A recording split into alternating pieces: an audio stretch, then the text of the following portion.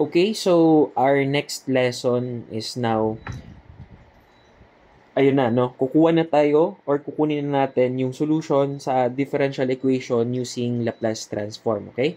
So, ito guys ay cumulative, kailangan natin dito is cumulative knowledge dun sa mga previous lessons natin para ma-apply natin sa pagkuha ng differential equation. I mean, solution ng differential equation, okay?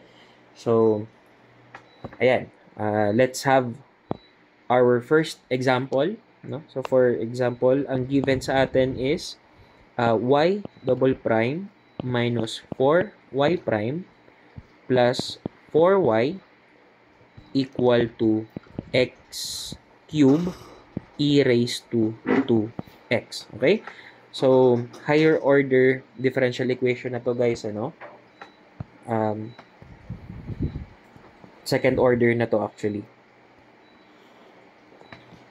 Okay, so this is the given. Also, gawa tayo ng initial values, no? Y of 0, equal lang natin sa y prime of 0, and that is equal to 0. Okay, so that is our initial values. And yung hinahanap natin is yung particular solution.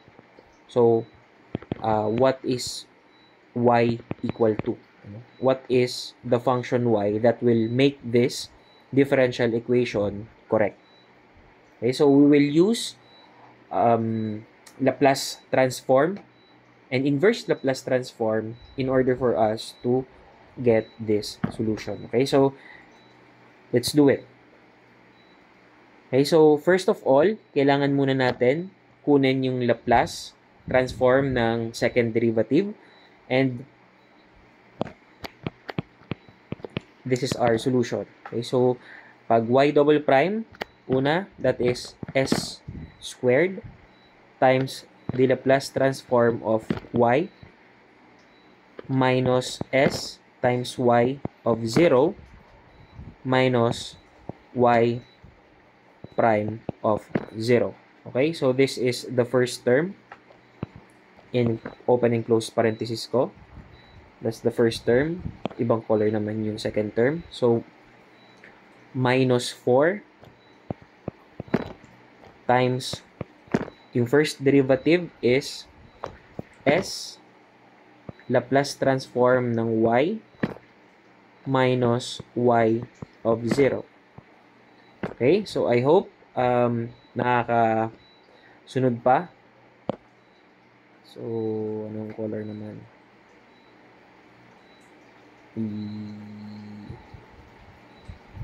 Orange. Ayan. Okay?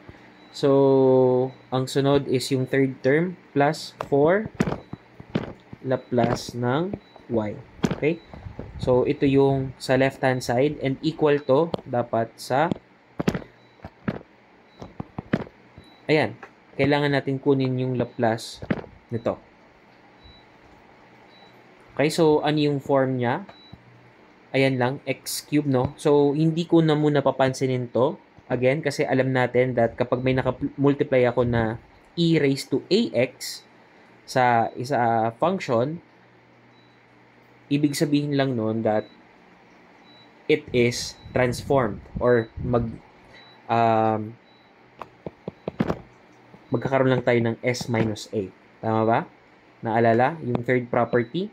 No? So, pwede natin kunin or pwede natin gawin is to get,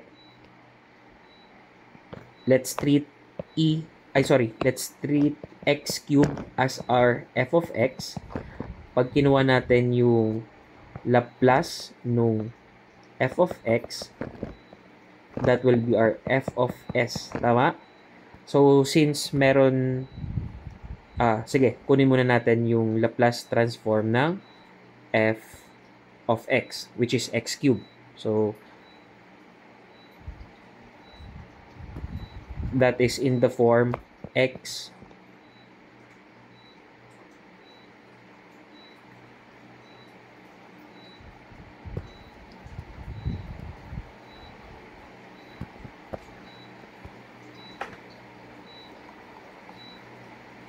nasa form siya na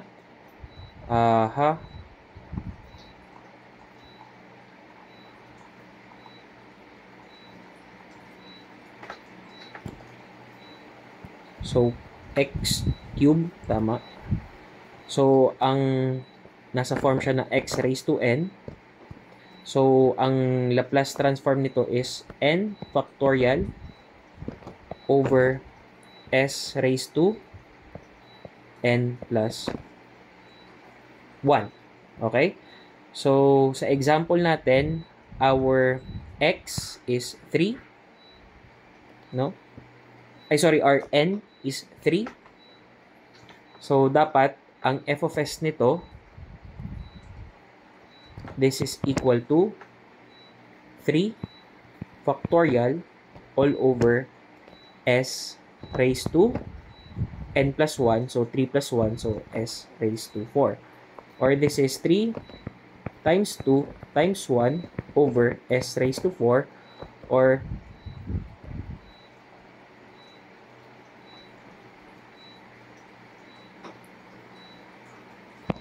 erase ko lang to guys. Medyo magulo.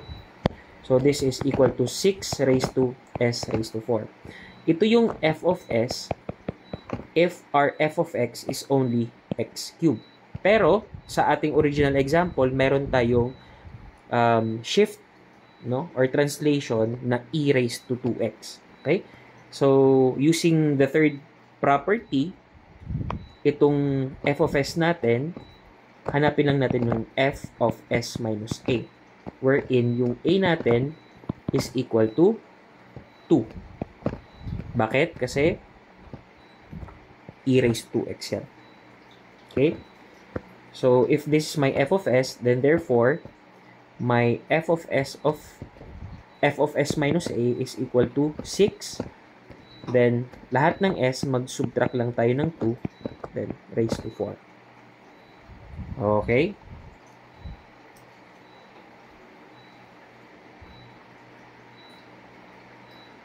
Okay, so, let me just review kung tama yung ginawa ko.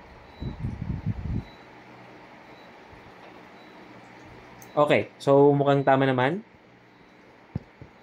So, this is yung nasa right-hand side. S minus 2 raised to 4. Okay? So, lahat ng may initial values, since lahat yan equal to 0, ay i-cancel na rin natin. So, this is 0, this is also 0, and this is also 0.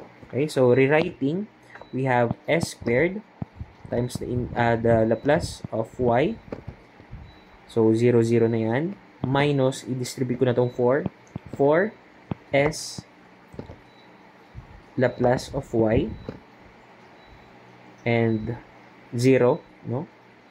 Plus another 4 Laplace ng y. Equal to 6 over s minus 2 quantity raised to 4. So, let me just isolate the Laplace of y. S squared, the first term, minus 4s, the second term, plus 4, the last term. And that is equal to 6 over s minus 2 raised to 4.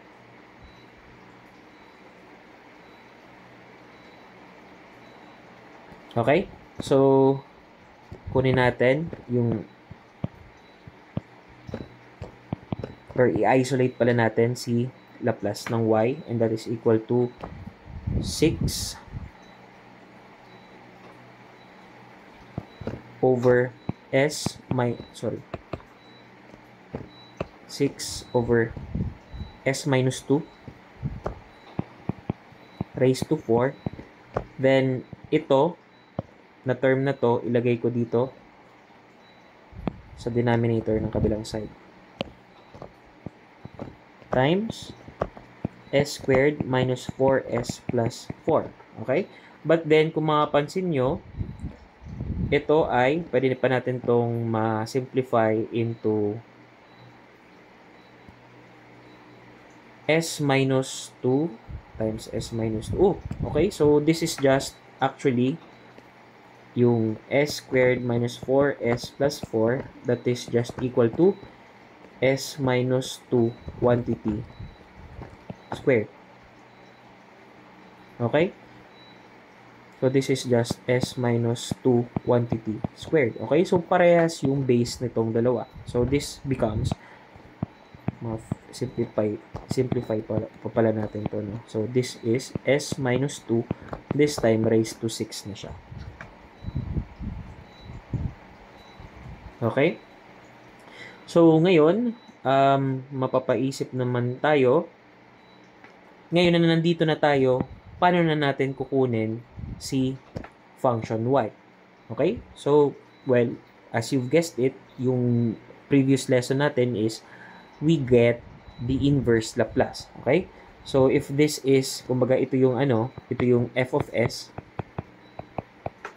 quote unquote, kailangan natin kunin si f of t. And how will we do that? Well, kailangan natin kunin yung inverse Laplace ng nitong buong equation, no? Laplace ng y. So, that is inverse Laplace ng inverse Laplace ng ito, 6 over s minus 2 raised to 6. So, ang inverse Laplace ng Laplace ng y is just your original function y. Okay? So, ano naman yung inverse Laplace ng 6 over s minus 2 raised to 6? Okay? So, nasa ang form siya?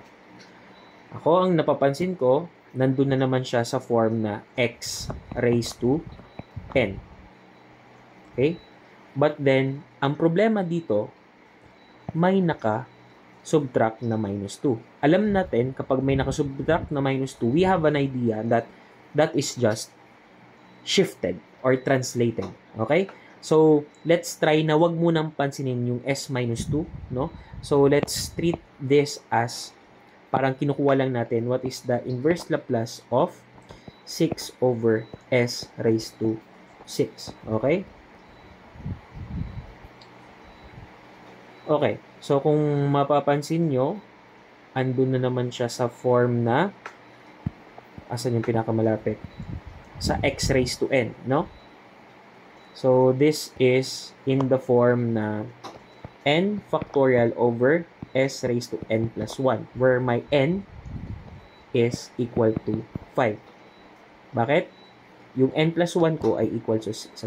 So, therefore, this is n equals 5. Okay, so ang kailangan kong hanapin is 5 factorial over s raised to 6. Okay, so far, I have s raised to 6 na tugma sa aking denominator, yung aking numerator naman, yung aking problema. Okay, so kailangan ko lang din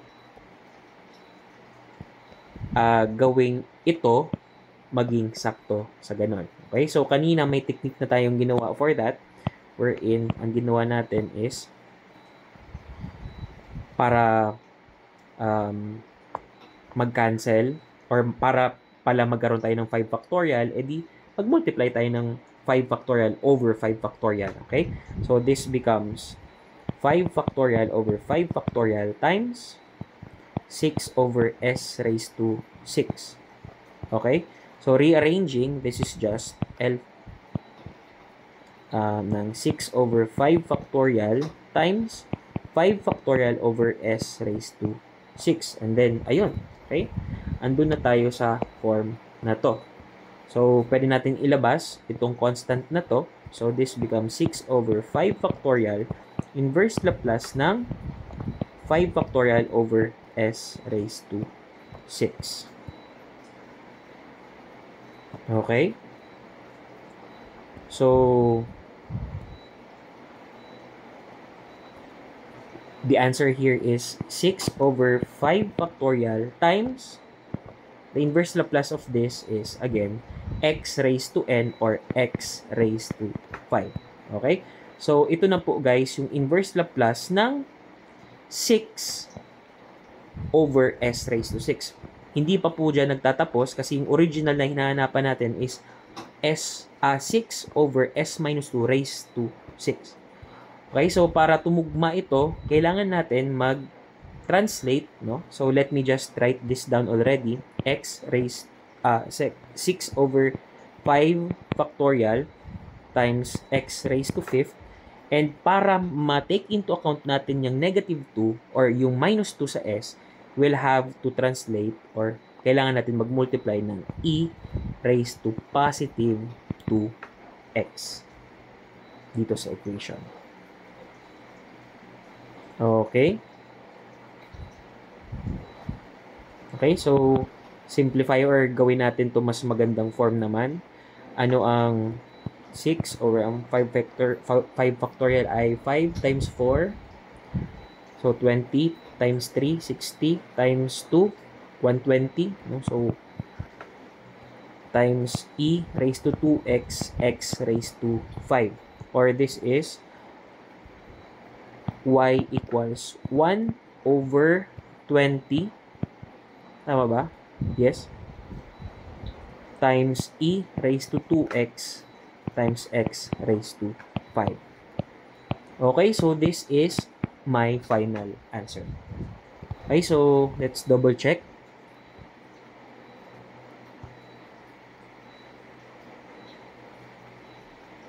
Okay, so mukhang tama naman guys, ano? So, ayan, no? That's how we get the particular or the general solution. Or actually, particular solution na to guys, ano? Kasi wala ka naman na constant, wala ka na ditong C nakalagay, wala ka ng constant. Na-apply na natin yung initial values natin na y of 0 and y prime of 0. Dito pa lang, na-apply na natin. Okay, so this is now the particular solution. Okay? So medyo matrabaho pero hindi siya masyadong mahirap, no? Actually fun siya gawin, no? So this is our first example, Sa next video, i-try ko kung makagawa pa ako ng another example. Okay? That's all. Thank you.